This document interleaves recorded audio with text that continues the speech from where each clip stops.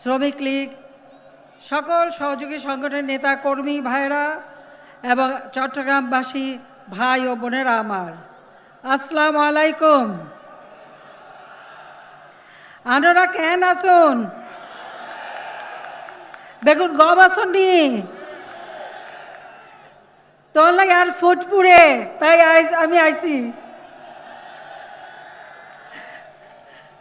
সব সময় আপনাদের কথা মনে হয়, কারণ চট্টগ্রাম আমাদের একটা সবচেয়ে প্রিয় জায়গা ছিল। আমার আব্বা জেল থেকে বের হলেই প্রতি বছর আমাদের নিয়ে আসতেন বেড়াতে। 61 সাল থেকে অনেকবার আসছি, তাই চট্টগ্রামের কথা সবসময় মনে করি।